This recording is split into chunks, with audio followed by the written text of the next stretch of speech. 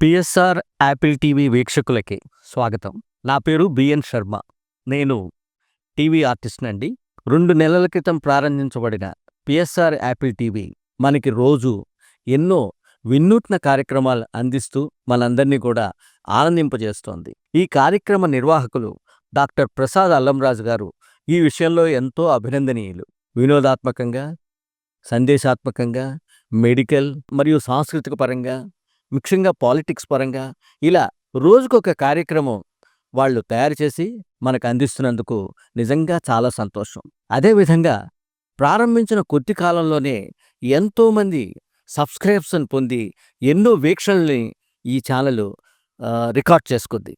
నిజంగా ఇది చాలా గొప్ప విషయం. అదేవిధంగా ముందు ముందు కూడా ఇంకా మంచి మంచి కార్యక్రమాలు లైక్ కొత్త కొత్త వంటలు, వినోదాత్మక సంబంధించిన స్కిట్సు, షార్ట్ ఫిలిమ్స్ ఇలాంటివి ఇంకా ఎన్నో మంచి మంచి కార్యక్రమాలు ప్లస్ ప్రముఖులతో ఇంటర్వ్యూలు ఇలాంటివి వారు ముందు ముందు తయారు చేసి మనకందరికీ అందించబోతున్నారు. ముందుగానే వారికి ఈ విషయంలో శుభాభివందనలు. వారు ఈ ఛానల్ మరింత గొప్పగా నిర్వహించాలని కోరుకుంటూ నేను వారికి కంగ్రాచులేషన్స్ చెప్తున్నాను. అదేవిధంగా రాబోయే నూతన సంవత్సరానికి మనందరం స్వాగతం పలుకుతూ మీకు ముందుగానే నూతన సంవత్సర శుభాకాంక్షలు. Thank you. PSR Apple TV ప్రేక్షకులకు స్వాగతము. ఇవాళ లక్ష్మి గారి వంటలు స్పెషల్కి కూడా మీ అందరికీ కూడా స్వాగతము. లక్ష్మి గారు ఇంటికి వచ్చాం మనం అందరం ఇవాళ. వాళ్ళ ఇల్లు సప్లిగూడలో. ఆవిడ చాలా స్పెషల్ వంటలు చేస్తూ ఉంటారు. వెల్కమ్ అండి లక్ష్మి గారు మా ప్రోగ్రామ్కి. పిఎస్ఆర్ అండి.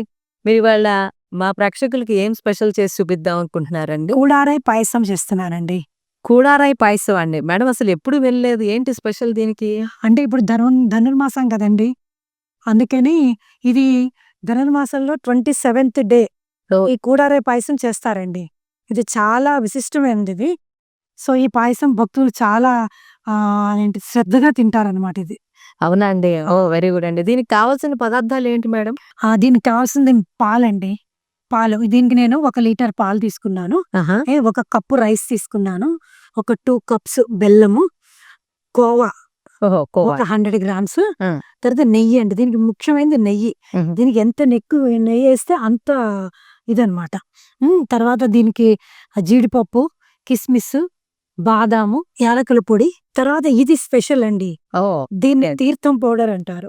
ఈ తీర్థం పౌడర్ ఎందుకంటే మేడం స్పెషల్ అంతలా దానికి? అంటే ఇది తీర్థం, ఇప్పుడు విష్ణాలయంలో మనకి తీర్థం ఇస్తారు. అవునవును, ఇస్తారా? చాలా రుచిగా చాలా బాగుంటుంది, మంచి సువాసనతో. అది అన్నమాట ఈ తీర్థం పౌడర్. స్పెషల్ గా ఈ పాయసంలో వేస్తామండి.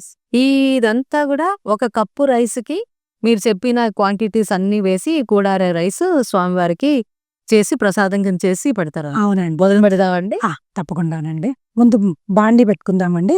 ఇక మేడం ఇక్కడ బాండి పెట్టుకుని స్టవ్ వెలిగించుకొని మొత్తం ఈ పాలన్నీ పోసేసుకోవాలన్నమాట. ఇవి ఆల్రెడీ నేను పాలు కాచి పెట్టుకున్నాను. పాలు ఏంటంటే బాగా మరగాలి. ఎంతసేపు మరగాలి మేడం? అంటే అది ఇంచుమించు మనకి హాఫ్ అయినా కూడా మంచిగా ఉంటుందని టేస్ట్. బాగా మరగాలండి.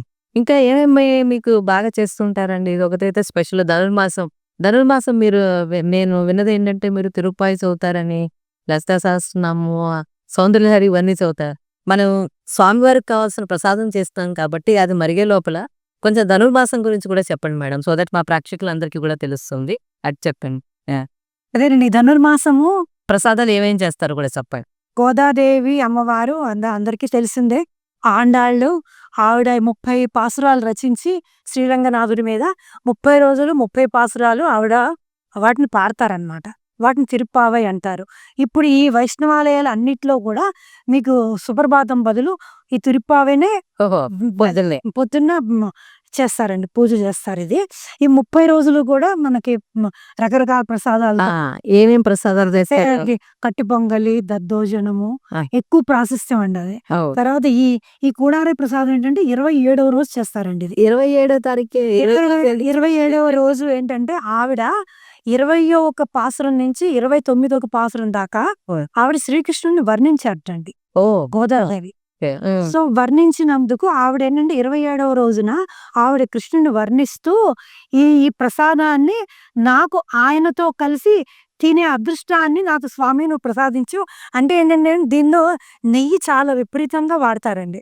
అదేంటంటే ఆ నెయ్యి ఏంటంటే ఇలాగ మోచేతుల దాకా కారాలట మనం ఆ తింటున్నాం ప్రసాదం తింటున్నప్పుడు. అది ఏంటంటే అమ్మవారు ఏమంటారంటే ఈ పాలల్లో ఈ అన్నాన్ని కలిపి బెల్లం వేసి, ఈ నెయ్యి వేసి మనం ఇలా తింటున్నప్పుడు నాకు నేను స్వామితో తింటుంటే ఆ నెయ్యి ఇలా కారుతూ ఉంటే ఆ మాధుర్యాన్ని నేను అనుభవించాలి అని ఆవిడ ఈ పాసురంలో ఆవిడ రాసుకున్నట్ట. 27వ పాసు. 27వ పాసురంలో. అందుకనేంటంటే ఈ ఈ ప్రసాదాన్ని ప్రతి వైష్ణవాలయంలో ఆ రోజు నైవేద్యం పెట్టి భక్తులకి ఇస్తారండి. చూసారు కదండి దీన్ని ప్రాముఖ్యము ప్రసిద్ధ. మీరు చాలా మంది పొద్దున్నే లేచి తిరుపాయి చదువుతూ ఉంటారు, ధనుర్మాసం పూజలు చేస్తూ ఉంటారు అందరూ. మీరు కూడా దీన్ని ఈ చేసే పద్ధతి అది చూసి మీరు కూడా ఇంట్లో చేసి ఇవిడ చూస్తారు కదా మీరు ఇప్పుడు ఎలా చేస్తున్నారు, చేసి ఇలాగే స్వామివారికి ఆ అనుభూతి ఆ మీరు కూడా పొందుతారని ఇది చూసిన తర్వాత నేర్చుకుని మీరు ఇంట్లో చేసి అనుభూతి పొందడానికి మేము మా పిఎస్ఆర్ యాపిల్ టీవీ ఈ రోజు ఇది చూపించాలని అనుకున్నామండి మేము. అదండి భక్తులు కూడా ఏంటంటే అట్లాగా చాలా పారవశ్యం చెందుతారటండి. అది ఇలాగ నూనె అదే నెయ్యి కారుతూ తింటూ ఉంటే అది మా జన్మ ధన్యమైంది అని వాళ్ళు అనుకుంటారు ఆ రోజు. ధనుర్మాసంలో మనం ఇలాగే చేయటం అన్నది నిజంగా పిఎస్ఆర్ యాపిల్ టీవీకి నిజంగా హ్యాట్స్ ఆఫ్. ఇలాంటి ప్రోగ్రామ్ చూపించాలి అని, ఇలాంటి ప్రసాదాలు ఇలా అసలు జనాలకి చాలా మందికి గుడికి వెళ్తూ ఉంటారు, తిరుప్పావి వింటూ ఉంటారు. సాధారణంగా కట్ట పొంగలి, మళ్ళా దద్దోజనం ఇవి ప్రసాదాలు ఎక్కువ ఇళ్లలో చేస్తూ ఉంటారు. ఇది నేను కూడా వింటాం ఫస్ట్ టైం ఇది. ఇంకా ఎంతో వైపు పొంగల్ మేడం, ఇంకా పొంగల్ ఇంకా కొంచెం అండి అయిపోతే మనము అంటే నేను ఆల్రెడీ రైస్ కుక్ చేసి పెట్టుకున్నానండి ఇక్కడ. అప్పుడు రైస్ ఆల్రెడీ కుక్ చేస్తారా? దాన్ని స్మాష్ చేయాలండి, అది ఎలా ఉండాలి, దాని టెక్స్చర్ ఎలా లేదు కొంచెం మెత్తగా మామూలు దానికన్నా మనం తినే రైస్ కన్నా కొంచెం మెత్తగా వండుకుంటే అది ఈజీగా మిక్స్ అయిపోతుంది. కొంచెం స్మాష్ చేయాలి, కొంచెం స్మాష్ చేసి వేసేసుకుంటే పాయసం ఒక కప్పుకి ఒక 3 కప్పులు వాటర్ వేసుకొని నేను కొంచెం అందులో పాలు కూడా పోసుకున్నానండి.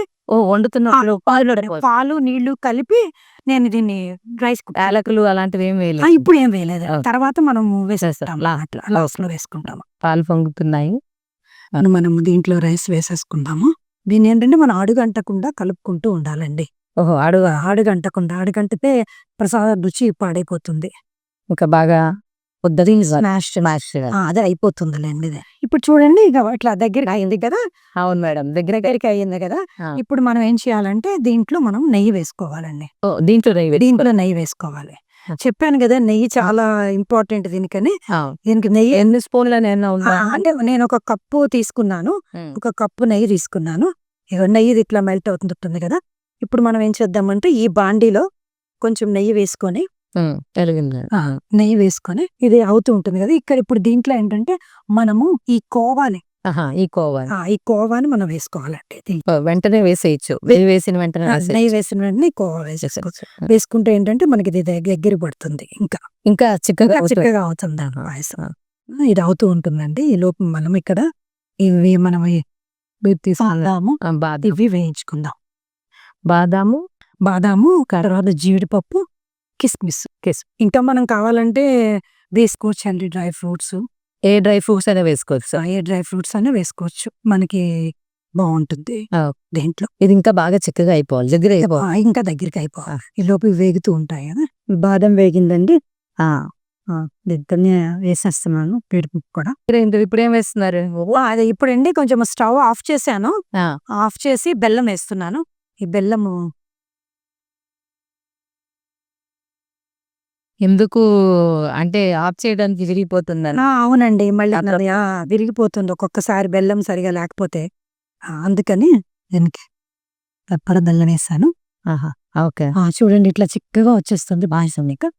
ఇప్పుడు ఇది అయిపోయింది కదండి. బెల్లం వేసేసుకున్నాం, బెల్లం కూడా మొత్తం కరిగిపోయింది. చూడండి ఇలా చక్కగా చిక్కగా వచ్చేస్తుంది. ఇప్పుడు మనం దీంట్లో మనం ఇక్కడ వేయించి పెట్టుకున్న ఈ కిస్మిస్, జీడిపప్పు, బాదాము అన్ని ఇందులో వేసేసాము. వేసేసి తర్వాత మనం కొంచెం యాలక పొడి, టేస్ట్ అదే ఫ్లేవర్ కోసం కొంచెం యాలక పొడి. ఇది నేను చెప్పాను కదండి తీర్థం పౌడర్ అని. అది లాస్ట్ లో అంతా అయిపోయిన తర్వాత, అంతా అయిపోయాక జస్ట్ ఎక్కువ కాదండి, ఓన్లీ చిటికడు. మరి ఎక్కువ వేస్తే ఏంటంటే చేదు వస్తుంది. అంటే దీన్ని జాజికాయ, జాపత్రి అవన్నీ వేసి తయారు చేస్తారు. ఇది దీనివల్ల మంచి రుచి వస్తుందండి. మంచి స్మెల్ వస్తుంది. ఇగోనండి మన కూడారై పాయసం రెడీ అయిపోయిందండి. చూసారు కదండి, కూడారై పాయసం తయారైంది. మేడం ఒకసారి టేస్ట్ ఇగానండి మీరు టేస్ట్ చేసి ఎలా ఉందో చెప్పండి. అది చూడ్డానికి అసలు చాలా చాలా చాలా బాగుందండి. ఇంకా తింటే ఇంకెంత అద్భుతంగా ఉంటుందో. చాలా బాగుంది మేడం, చాలా బాగా చేశారు. థ్యాంక్ యూ అండి. మళ్ళా ఇంకొకసారి మధు చూసారు కదండి కూడారై పాయసము.